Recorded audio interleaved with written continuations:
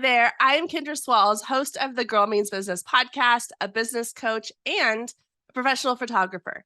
So today I'm combining all of those to talk to you about how to get great photos for your podcast. Now, if you're anything like me, when you started your podcast, part of the appeal was that you didn't have to put yourself on camera.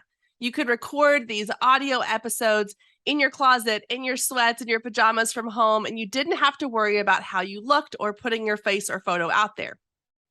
But because of social media and the need to market our podcast and to be guests on other people's podcasts, we need to have really great photos.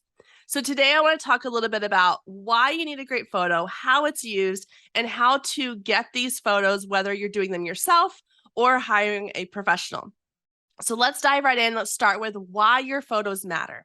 Now, as podcasters, we are an audio platform. Podcasting is all about the voice. But a lot of times people want to have a face to connect with the voice they're listening to in their earbuds. And so the first time that they're going to engage with you in a visual way is typically through a photo, whether that is a photo on your podcast cover, on your social media, in an email footer, anywhere that you're putting your photo. But that's kind of you putting yourself out there for the first time for people to really connect with, because you're not always meeting them in person or via video. So you need to have a great photo that really represents you and your brand well.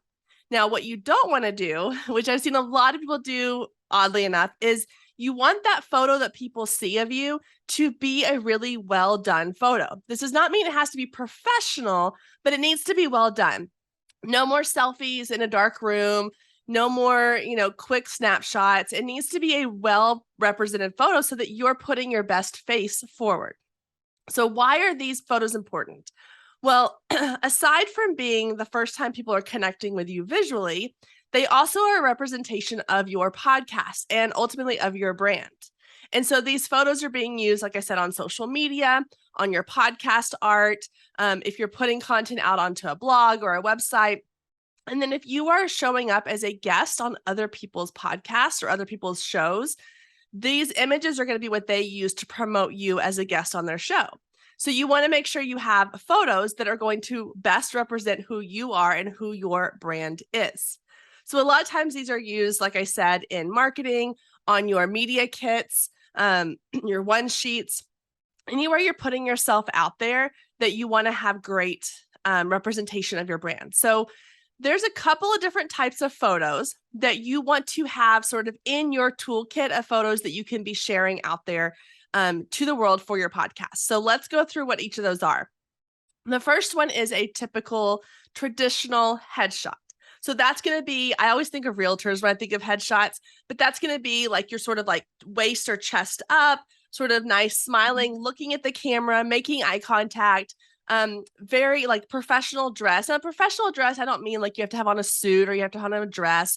I just mean like you are putting a more professional spin on your images. Even if you're just wearing like a t-shirt and a cute hat, or if you have a signature jacket that you always wear, but you want to make sure that it is looking your best, because this is, again, the one that's kind of the more traditional headshot photo. This is what maybe you're putting out onto your podcast pitch page, your media kit. Maybe you're putting this on like your speaker bio photo when you're speaking at events. So that's the more traditional headshot. Typically, like I said, it's making eye contact with the camera. That's really important because there's something about being able to look at someone's photo and make eye contact through the photo. It sounds really cheesy, but it really does help to make a better connection. And it tends to make people seem a little more likable, or they like that person a little bit more in the photo. Again, this is all just from like research and studies that photos where you're actually looking at someone's eyes have a stronger sense of connection. So your traditional headshot is just that. It just needs to be looking straight at the camera, smiling, kind of more polished, a little more professional looking. Now, this next type of photos you can have are podcast specific photos. These are really fun to do. As a photographer, I do a lot of brand shoots for business owners. And I love when someone tells me they have a podcast, because then we get to have some fun playing around with the idea of podcast specific branding photos. So for podcast specific, this can be things like including your microphone in the photo, bringing in somebody as a friend to pose as if you're having a guest on, or if you actually do interviews in person, have someone come in and take photos of you interviewing someone in person. It could be you editing your audio with a laptop or a desktop computer, headphones. If you have an office space where you've created kind of your studio space, it could be done in there. But these are photos that are going to specifically show off your podcast style. So if you are someone who like you're in a sound booth and you are really technical and you love the editing process and you love all the gadgets, have those in your photos. If you're someone who's like, I'm more laid back and I like my episodes to be a little more like coffee chats or with a glass of wine, like have those in your photos, because these are where you get to show off a little bit more of your style and your personality, which leads us into the next type of photos you take, which are your brand personality photos. These are so much fun to take, and they're so much fun to get because these are where you get to show off who you are as a person inside of your brand. So a lot of times when you are doing podcasts, obviously you are sharing a little bit of your personality in your show, whether it is upbeat and bubbly or calm and relaxing, educational, fun, entertaining, whatever the style is, your brand personality photos get to show that off. So it's really fun because this is where you get to see the style behind who you are in the microphone. So for some of these, a lot of times I will say like, pick out a couple of fun outfits and accessories that you really like to show off. Or if you're someone who's really fashion forward, let's do kind of like a high fashion feel to your brand photos. If you're someone who's like, I really love like a cozy coffee shop vibe, I edit my podcast like curled up in a chair by a fire with a mug of coffee or hot tea. Let's do that. Or maybe you're someone who's like, I am just like constantly on the go. I love to travel. I love to be like speaking at events. Let's kind of show off that side of who you are.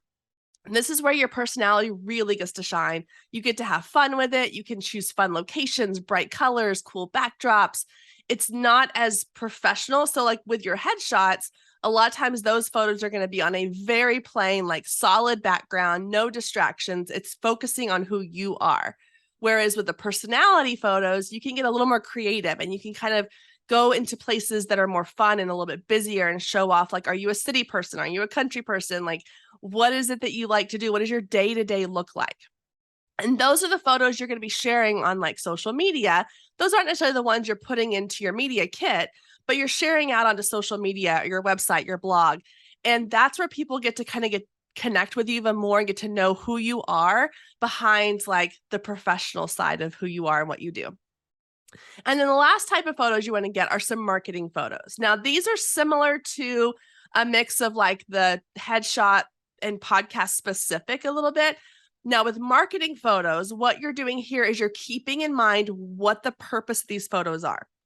So, for example, if you are creating podcast cover art using marketing photos, you want to make sure that you are positioning yourself and framing yourself inside of where it's going to go on that podcast art. So for most podcast arts, you have a square image. So are you positioning yourself, centered with lots of space around you to put text? Are you going to be off to one side with lots of space off to one side? We call that like negative space or white space. If you're using these more for like episode graphics where you're going to be putting like the title and the guest, maybe you want to have like you at a desk with your microphone and then like off to one side, like off to the left side of the image, and the whole right side is just like open space for people to put text and graphics over. So you want to get these marketing photos so that you have a way to share your images, your photos, and have text and have images on top of it if you need to.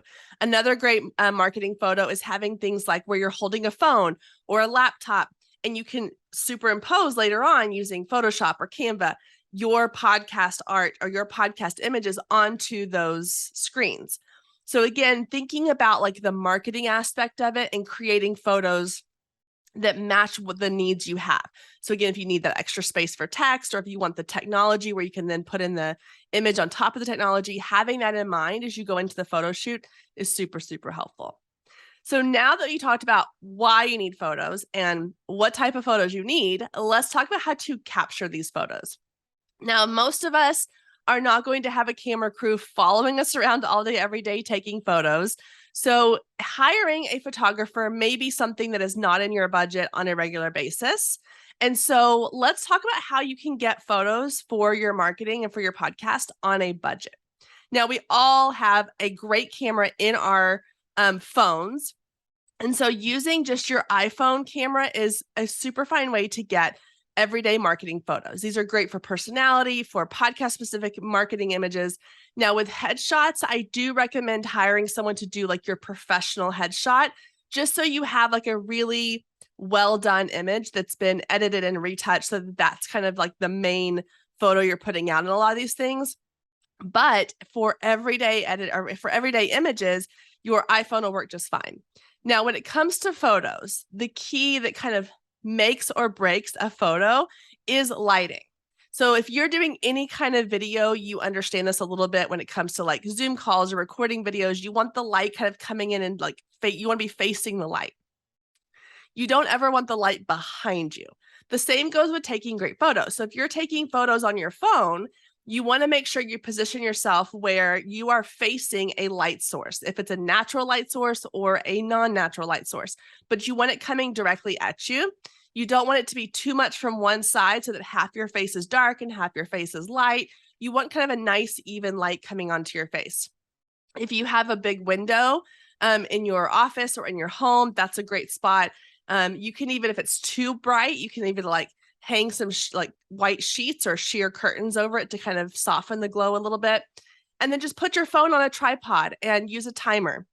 If you have an Apple Watch, you have the ability to control your camera from your watch so that you can then set it, take the picture. It gives you a countdown, get the shot you want, and then take it again if you need to. If you don't have a natural light source, so if you're working out of a studio space or an office space, or you don't have a window you can use, then investing in a nice ring light, which you can get a decent ring light and a light stand on Amazon for a reasonable price, less than $100. That's a great option. Ring lights are a great option if you don't have natural light. I will say that as a photographer, I tend to lean more towards natural light. When you have the ability to use natural light, I always say go with that. However, if you don't have that option, a ring light is definitely a great alternative. Another thing you want to look for is if you're taking photos outdoors. So a lot of times people will say like, okay, well, I don't have a great office space. I do want natural light. Let's just go outside. You want to avoid a couple things. One is you want to avoid taking photos outside when the sun is at its brightest, because then either you're going to end up being super bright or squinting into the light, or everything around you is going to be really bright. So if you can take photos early in the morning or later in the day when the sun is kind of lowering, those are the best times. If you need to take photos, maybe you have like a friend that's coming and the only time available is in the middle of the day, head to a parking garage. Parking garages are like a photographer's secret weapon because you get really nice shaded light and you get light coming in and bouncing off all this concrete, and it creates like a really natural kind of light box. And so it's a really cool way to get like great photos, especially if you just want like a really super natural plain background. You're not looking for anything in particular, like nature wise. And then the other thing to avoid when you're taking photos outside is you want to make sure, again, that you are facing into the light and the light is not coming from behind you. We've all seen those photos where the light's coming behind them and it's like they have this halo around their head. You see every little stray hair sticking out of their head. So just make sure you're checking for which way the light is facing. The best way to do this is what I call the hand test. So you hold your hand up in front of you with your palm facing you, and you pretend like that palm is your face, and you look and see, you just turn your hand, kind of turn your body in a circle and watch where the light hits that palm. And then wherever it is where it's like the light is covering the whole palm, like the way you want it to look on your face, that's where you need to be facing. So those are some tips for kind of taking the photos. Now, a lot of times if you are doing this on your own, like I said, tripod with a remote is great. The other option is ask a friend to help you. If you have someone you know that is also a podcaster or a business owner and y'all both need photos, then do a little photo swap. Come over one day, get your phones out, take photos of each other. And then as far as editing these photos go, I tend to say less editing is better. You don't need to invest in a ton of like fancy editing equipment. You don't need Photoshop or Lightroom. You can get just basic edits through the edit feature on your phone. You can edit inside of Canva. If you pull the photo into Canva, it has some basic editing sliders that you can use. You can get like a Lightroom app for your phone if you are wanting to do a little bit more extensive editing. You can even pull it into Canva and remove the background. So there's a lot of ways you can edit your images without having to spend a lot of money on like expensive editing software. And then the last thing I want to talk about is, when should you actually hire a professional photographer? Now, I mentioned this really briefly earlier about the professional headshot. I do think that having a professional photo of you taken by a photographer where they know the good lighting, the angles, the ways to really make you look great, and they can edit those images for you, is a great way to make sure you have at least one professional headshot that you can put out into your marketing. I also think that if you can hire someone maybe once or twice a year to come in and do branding photos for you, they will typically take enough photos and a variety of photos that you won't have to be doing this on a regular basis. There's also like branding photographers, especially go in and search for branding photographers specifically, because not all photographers are created equal. If you're hiring a wedding photographer to come in and do your brand photos, you may not get the photos that you really are looking for. So hiring someone who specifically does branding sessions means that they're going to know exactly what to look for when it comes to how to get a headshot, how to get detail shots, how to capture like the technology in your photos so that you can reuse them to overlay your content on top of those. How to make sure that they're really like getting the best photos for you with those marketing photos and things like that. So looking for a branding photographer, and a lot of times branding photographers will have packages because they understand that as a business owner, you need continuous content. They will have packages where you can purchase, you pay a flat fee, and then you get like 4 sessions a year or 2 sessions a year. And again, they'll usually give you enough content that you have photos you can use for months at a time. So hiring a professional photographer once or twice a year, I think, is a really, really great strategy, making sure that absolutely that headshot photo is professionally taken. And then everything else you can do in between, like I said, using your iPhone, a ring light, and a stand to get great photos. But having these photos will really help to set you apart. Having photos that look professional, that really kind of put your best face forward, is going to help set your podcast apart. I know that as someone who I'm looking at guests to come on my show, a lot of times I do look at their images along with the content that they're sending me. So you want to make sure that you are putting the best photos out there to get you the best opportunities to help market and grow your podcast.